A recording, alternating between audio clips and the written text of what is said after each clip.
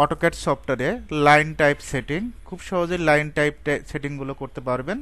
এল লেখে এন্টার, কি লেখে এন্টার, এল লেখে এন্টার। এখান থেকে একটা লাইন নিলাম F8 7 ফিট, কত ফিট 7 ফিট। আর একটা লাইন নেব হলো 9 ফিট, আশা করি নিতে পারবেন 9 ফিট। আর একটা লাইন নেব হলো 12 ফিট, ওকে 12 ফিট।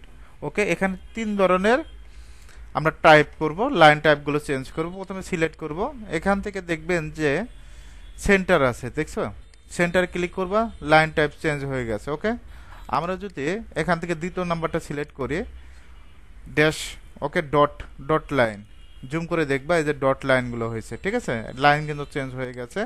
একইভাবে এখান থেকে যদি আরেকটা লাইন দেই সেন্টার লাইন, কি লাইন দিবা, সেন্টার লাইন অথবা বর্ডার দিবা, যেটাই দাও দিয়ে দিবা।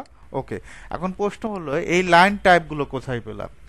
কোথায় যাবা? প্রপার্টিস টুলবারের আন্ডারে এখান থেকে আদার্সে যাবা, আশা করি যাইতে পারবা।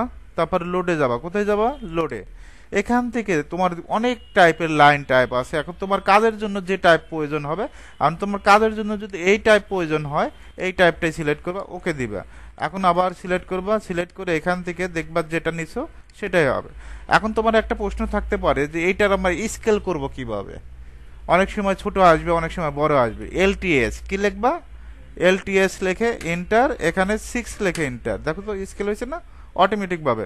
এখন যদি ছোট করার প্রয়োজন পড়ে এলটিএস লেখে এন্টার, 3 লেখে এন্টার। ওকে, এখন সব জায়গায় তো এলটিএস কাজ করবে না, তখন কি করবা? এখান থেকে আদার্সে যাবা, এখান থেকে শো ডিটেলস, এখান থেকে এই যে দেখো গ্লোবাল ফ্যাক্টর স্কেল, এখান থেকে যদি আমি 9 দেই, হয়ে গেছে, স্কেল বাড়ছে।